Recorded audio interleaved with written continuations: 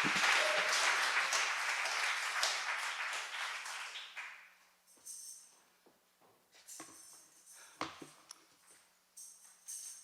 a second, I'm getting my stuff working here. There it goes.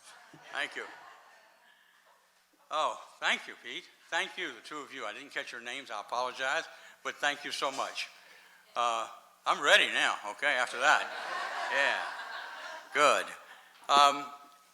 Let me see how this works.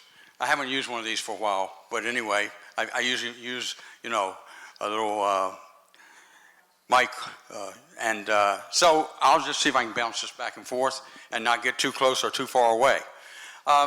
As I was introduced, I'm Richard Bunch, and I've got to say, this is the first time I've been in in Madison, Wisconsin. That's correct, right? Yeah, okay. And Barry was good enough to drive me around town to show me the University of Wisconsin, which is so very impressive and so beautiful. The whole area is gorgeous. And, I was speaking in a church a while back, and I was standing at the pulpit, or lectern, or whatever you want to call it. I'm a Baptist, used to be a Baptist, so anyway. And, oh, by the way, the accent, I know you're picking it up right away, but I don't notice it, okay? But anyway, a drop of water hit the top of my head. And I didn't know if it was a baptismal pool or what was going on. And so what happened was that I just stopped and said, "What was that?" And they said, "Oh, our skylights are leaking." So anyway, thank goodness there was only one drop that day, and it hit me. But anyway, so when we got here this morning, everybody cleaned up and worked out, but it's obvious that there's work to be done on the skylights, and I know that the board is working on that diligently. And I'll just say this right now, since it's the first thing out of my mouth. If you want to help on that, if you want to make a special donation of that, please feel free to do so as part of your sacred service, okay? Thank you.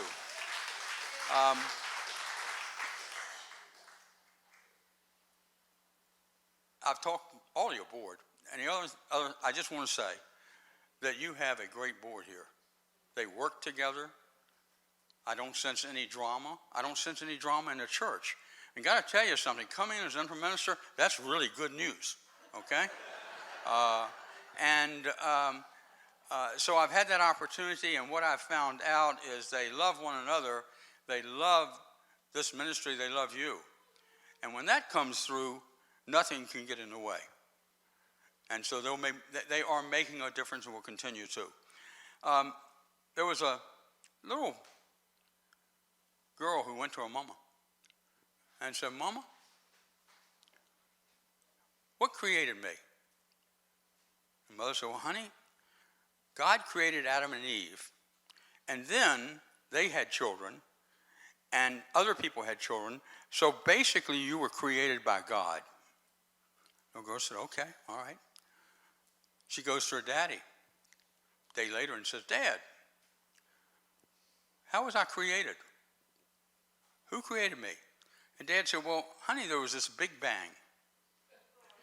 And what happened was, over time, everything evolved. The fish to animals to apes to us." The little girl kind of looked at her dad and said, "Oh."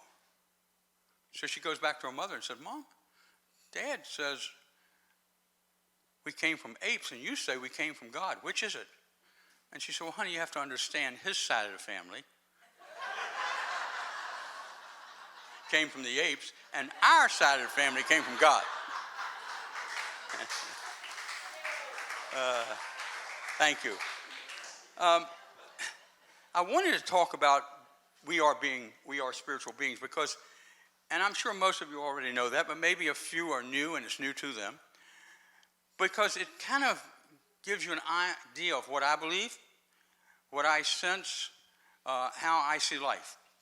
And so being a spiritual being simply means that we each are individualized spirits showing up here together, I think, to have relationships, all kinds of relationships.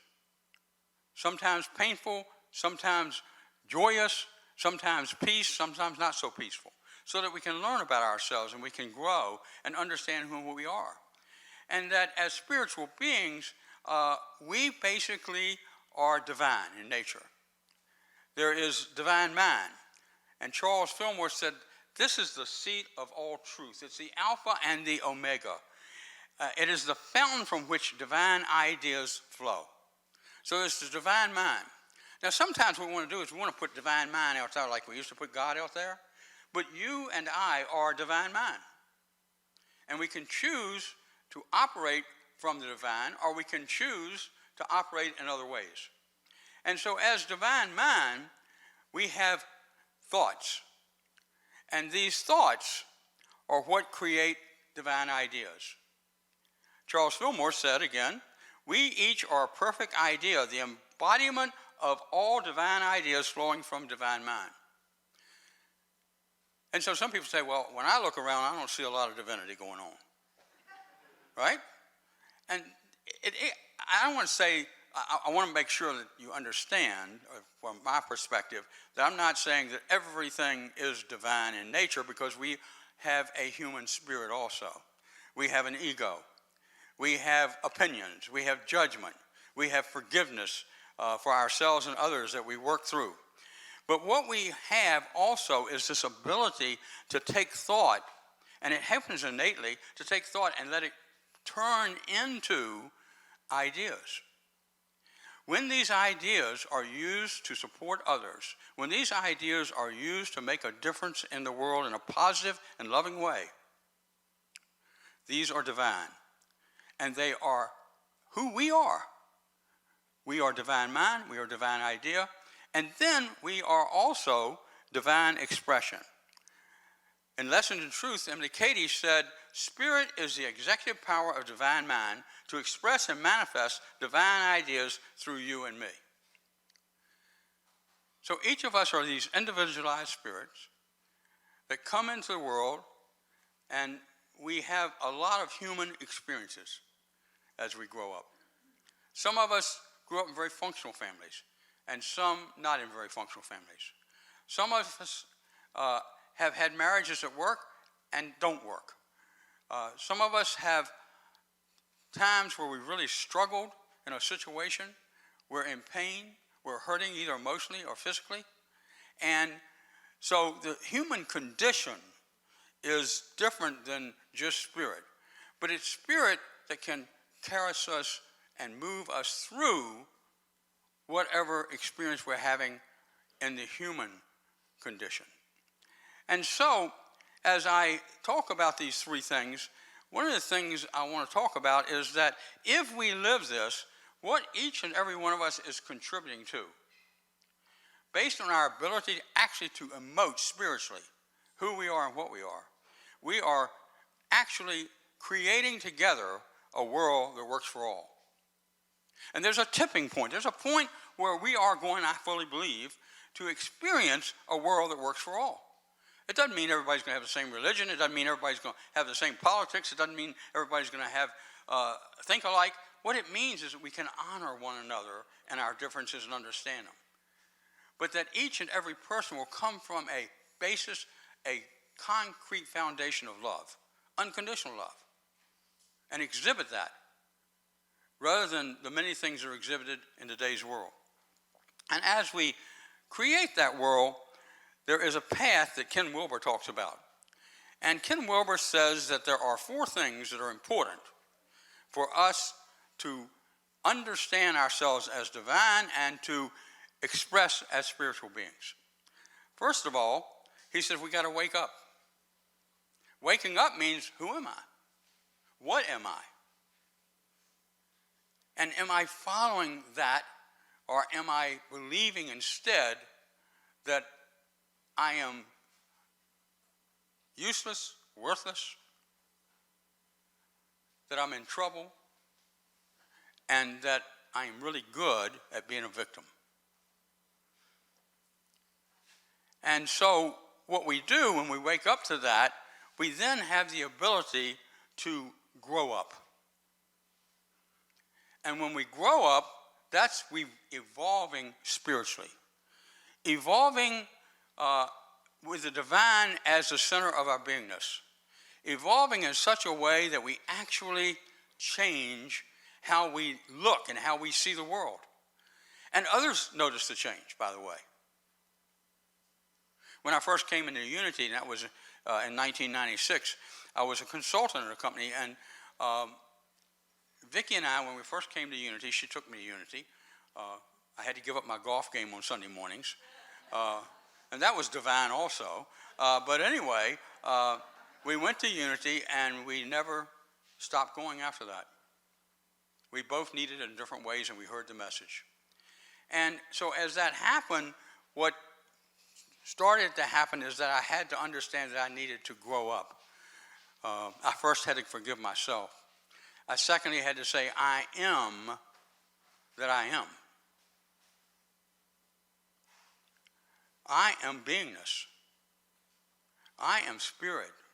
I am divine. It took me a while to say that. Pretty uncomfortable at first, because I'd been taught something totally different all my life. But it's what I needed at the time, and I knew it. And so I understood that I had to grow up and to look in the mirror and to say, what is my screen of life? And how am I showing up in that? And how am I faking it? You know, letting the ego show up in such a way that others don't really know who and what I am. A lack of transparency. And did I have work to do? And thank goodness my wife had done some already, so she helped me along on that journey. Her name is Vicki, by the way. So as I started to grow, I grow, and you know, from a perspective of evolution, we have probably gotten pretty much to the point where we are physically evolved, except for my hearing. And then what happens is we start to evolve spiritually. That's what Ken Wilber's talking about. That spiritual evolution that continues. For me, I know I still got work to do because I'm still breathing. Okay? And my guess is that all of us, in some form or fashion, have some work to do. But it's being aware of. And he calls that cleaning up. Maybe for some who have an addiction are in recovery from addiction, that means really being willing to forgive yourself, to understand there's a higher power, to understand that you don't particularly ask for forgiveness. People, what you do is you make amends and tell them you're sorry for what happened. I'm not in AA, but I know it pretty well because my friends are. And so we clean our act up, so to speak. And when that happens, like I was saying in El Paso, this person I was working with asked me to go to lunch. And this was about 6 months after being in Unity. And he said, I want to take you to lunch because I want you to tell me what's happened to you. You have totally changed. And I was amazed. But what it's confirmed to me was that I was changing, okay? And it was happening at maybe a rapid pace. I'm not really sure because it's not important how quickly it is. It's just that we continue to do the work. And then the last part of this, we got to show up. And this has been the hardest thing, I think, in the history of Unity. And no disrespect. But we're just beginning to say we're willing to show up. We're willing to take a stand. We're willing to make a difference in the community. We're willing to make a difference in the world. As long as we do it through love and not anger. As long as we do it sincerely by caring for others and having ideas that support others. And so we show up not to fix anybody, but instead to let them grow in spirit and understand who and what they are. And as we do that, we grow. And then the path that to a world that works for all. First, and you've heard a lot about this, I'm sure of that because it's a big deal, oneness. You may have heard of the oneness blessing. I have not participated in that except a couple meetings. But what we know today, even through science, is we're all one. We are all connected through string theory, through string. Thank you. And that was right. And anyway, so as in that connection, that we are truly one. But sometimes, I don't know about you, but we don't act like it. I don't. I think I am, but I have this thought about somebody. And I'm not looking at the highest in them, I'm looking at what might be considered the lowest in them and judging that. And I have to remind myself. I have to forgive myself.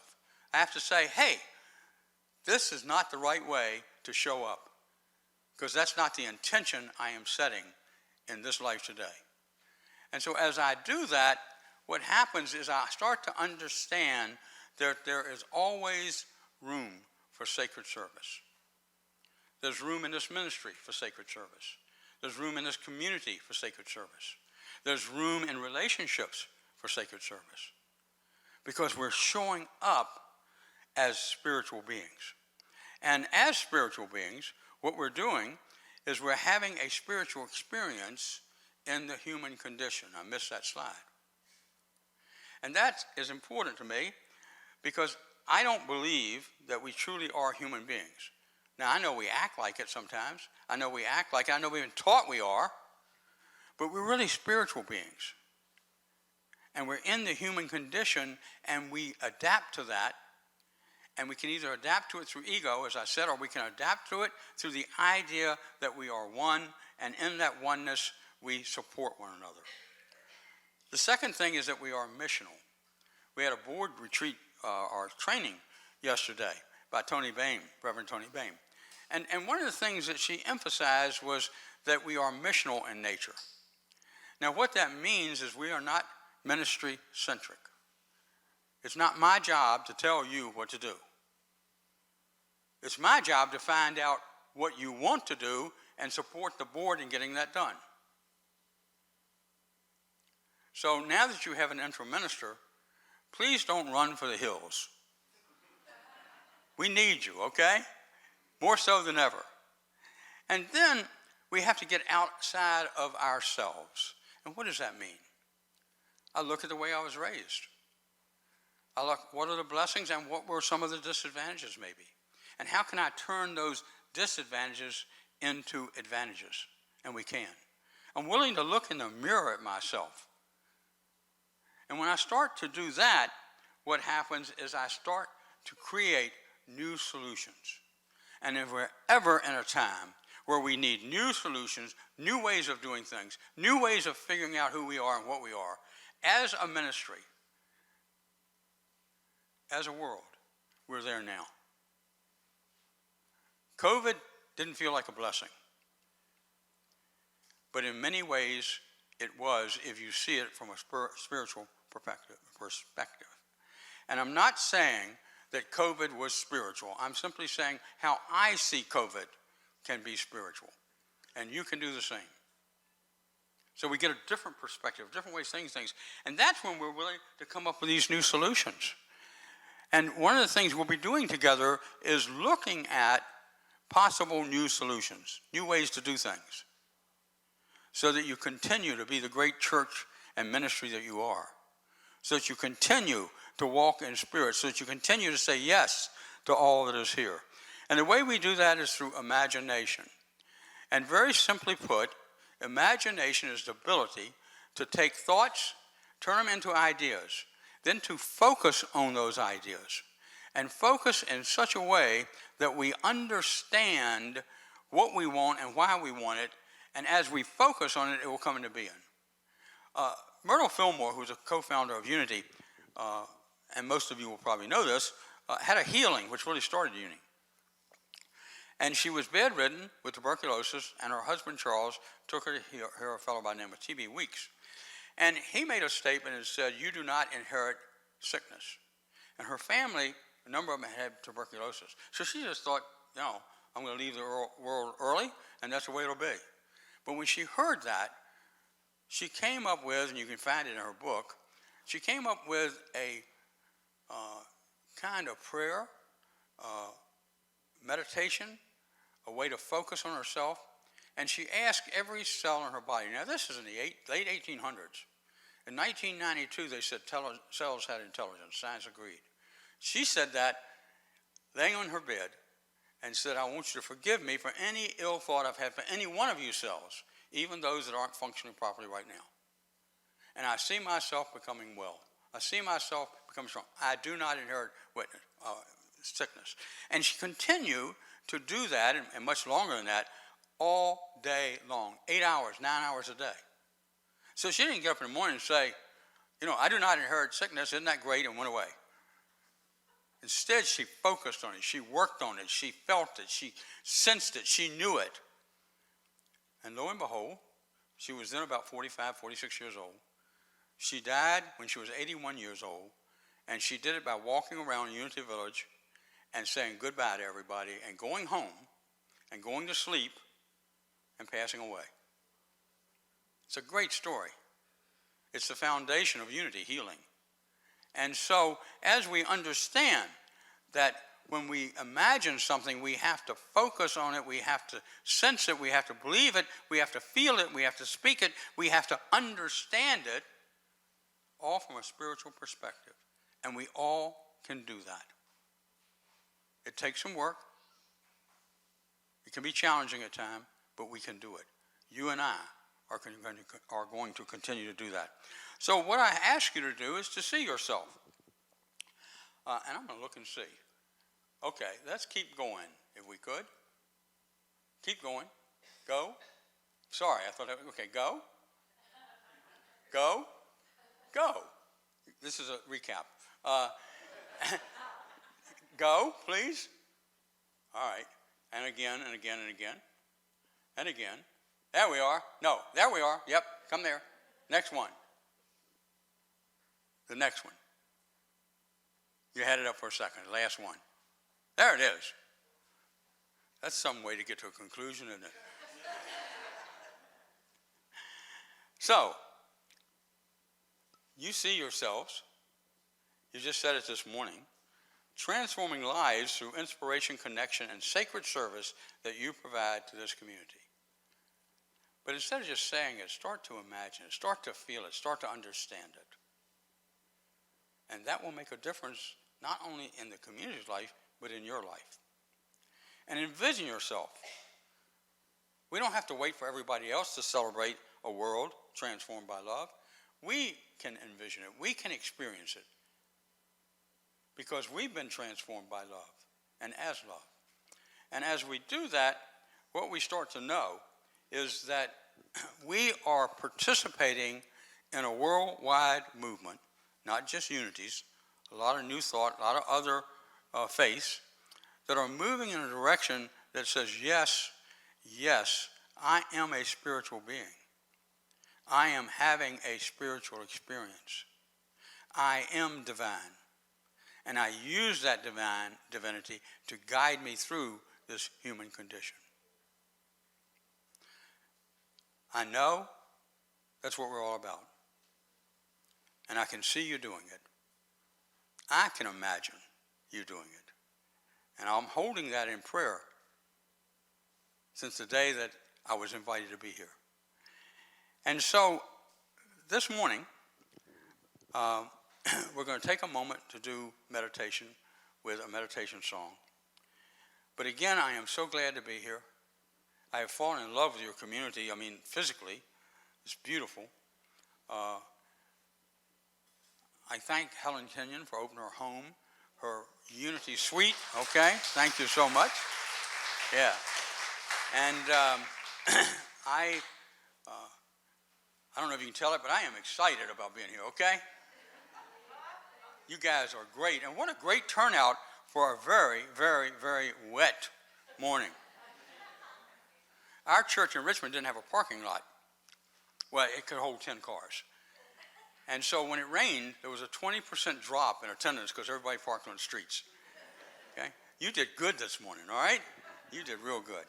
So again, thank you for this opportunity to be with you, and we're going to work together. That I can assure you, as spiritual beings. Thank you.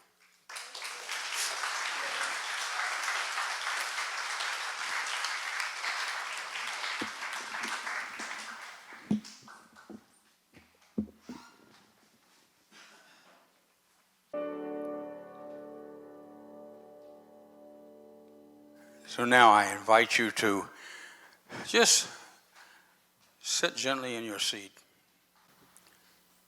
to focus on your breathing for a moment as you gently breathe in and breathe out, to experience this moment as a spiritual being.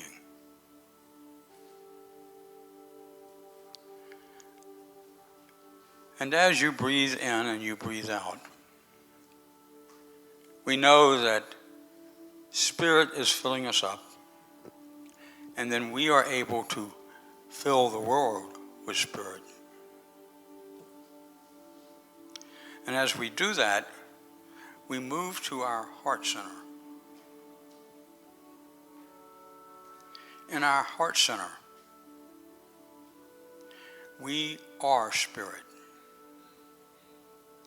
We are individuals who follow and are guided by Spirit.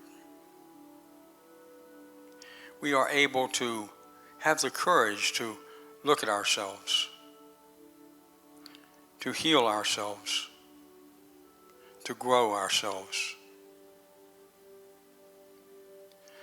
And as we do that, we affirm through affirmative prayer and meditation that we find out what is ours to do as we allow Spirit to guide us.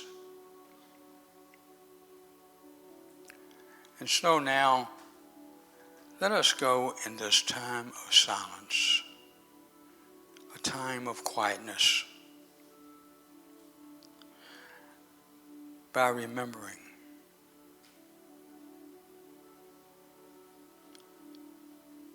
it is not I, but Spirit within that is doing the work within me. It is not I, but Spirit within. It is Spirit within.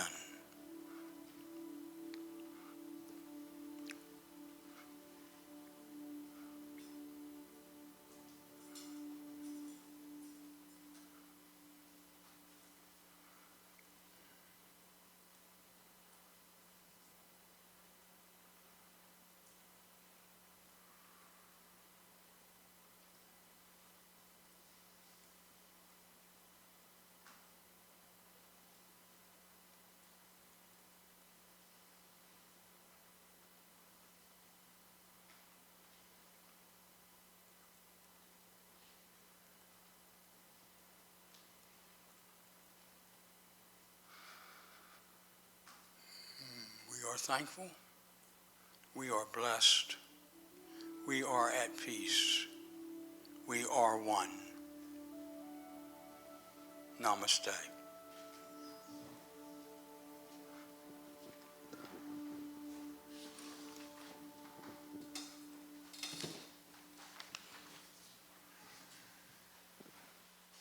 Aha.